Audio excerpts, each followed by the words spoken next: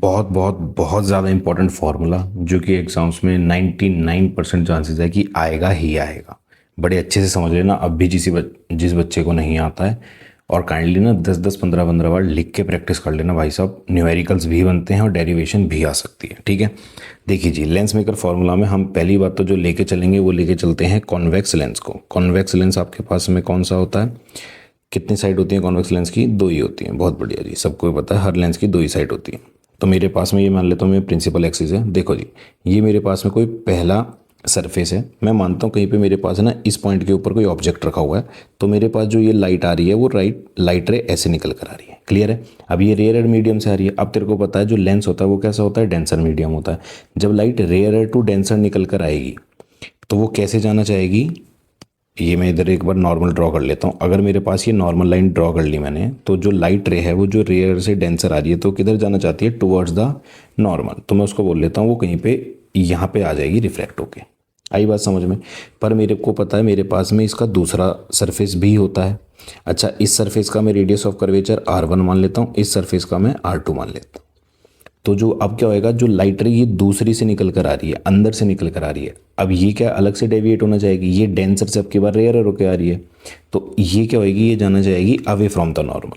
तो इसका अगर मैं नॉर्मल ड्रॉ करूँगा तो इसका नॉर्मल मेरे पास में कहीं पे ये होएगा ड्रॉ, तो ये अवे फ्रॉम द नॉर्मल जाना चाहेगी। तो ये क्या होएगी? थोड़ी सी ये आगे होके बेंड हो जाती है, यानी ये कहीं पे यहाँ पे चली जाएगी। ठीक है, मतलब मैं बोलना क्या चाह रहा हूँ ज़रा ध्यान से समझना।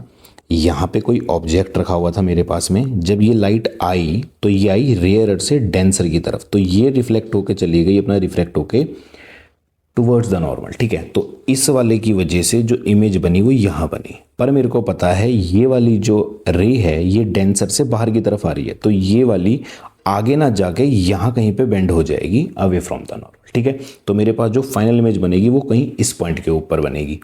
क्लियर है? अब मैं पॉइंट्स के नाम दे देता हूँ। मैं मान लेता हूँ ये ऑब्जेक्ट का डिस्टेंस था, मैंने इसको यू मान लिया। फाइनल इमेज मेरे को पता है मेरे पास यही बनी है, ये वाला जो पॉइंट है फाइनल इमेज बनी है मेरे पास, तो मैं इस वाले को मान लेता हूँ कुछ वी डैश पॉइंट।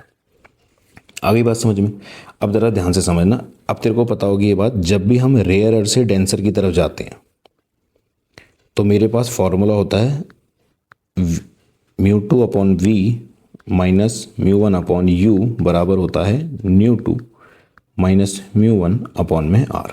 ठीक है, और जब भी हम जाते हैं डेंसर से रेयरर मीडियम के अंदर तो मेरे पास फॉर्मूला होता है μ1 अपॉन में वी माइनस μ2 अपॉन में यू बराबर μ1 माइनस μ2 अपॉन में आर। आई बात समझ में? अब कुछ नहीं है, दोनों के अंदर वैल्यू को पुट कर दो। देखो, अगर मैं पहली वाली को एज इट इज़ लिखता हूँ तो मैं इसी के अंदर चेंज कर देता हूँ, तुम अपने हिसाब से बाद में चेंज कर लेना, तुम्हें नेक्स्ट स्टेप के अंदर अलग से करके दिखाना पड़ेगा, मैं इसी के अंदर करके दिखाता हूँ।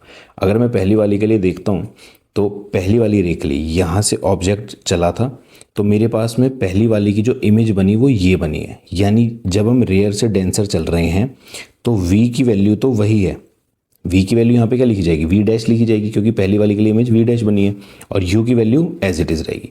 तो मैं पहली वाली के अंदर चेंज करके लिखना चाहूँ तो मैं इसको मान लेता हूँ वी डैश बन जाएगी। ये मैंने मान लिया फर्स्ट पॉइंट।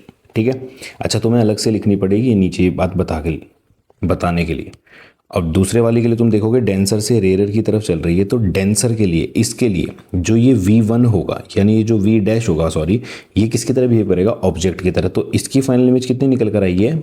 V निकल कर आई है। ठीक है, तो मैं क्या करता हूँ, इसके अंदर जो ऑब्जेक्ट है मैं ऑब्जेक्ट की जगह वैल्यू क्या लिख देता हूँ इसकी सीधी सीधी, इसको हटा के मैं यहाँ पे वैल्यू लिख देता हूँ, इसकी ऑब्जेक्ट बनेगा V डैश। ये मेरे पास में बन गई सेकंड इक्वेशन। अगर मैं दोनों को उठा के ऐड कर देता हूँ, एडिंग फर्स्ट एंड सेकेंड, तो मेरे पास में क्या वैल्यू निकल कर आएगी भाई साहब? देखो, इससे तो ये कट जाएगा पूरा, ये खत्म हो गया, तो मेरे पास में निकल कर आएगा न्यू upon v minus μ1 upon u. ये बराबर होएगा मेरे पास किसके? मैं उसको कॉमन ले लेता हूँ, μ2 माइनस μ1 बाहर आ जाएगा, तो अंदर बचेगा 1 upon R1 minus 1 upon R2। अब यहाँ से μ1 को मैं कॉमन ले लेता हूँ, μ1 कॉमन आया तो अंदर बचेगा 1 upon v minus 1 upon u बराबर μ2 minus μ1 1 upon R1 minus 1 upon R2। अब तेरे को पता है 1 upon v minus 1 upon u क्या होता है? फोकल लेंथ, लेंस फॉर्मूले से पता होगा। तो और मैं μ1 को इधर शिफ्ट कर देता हूँ, तो मेरे पास जो नेट फॉर्मूला आएगा वो आएगा 1 अपॉन एफ बराबर होएगा μ2 minus μ1 upon μ1 1/r1 minus 1/r2। इसी को अगर आप चाहो तो इसको ऐसे भी लिख सकते हो, फोकल लेंथ नेपस निकल कर आई net μ2/μ1 minus 1/r1 minus 1/r2। काफ़ी इंपॉर्टेंट फॉर्मूला, करके ही जाना एग्जाम्स के अंदर आता है।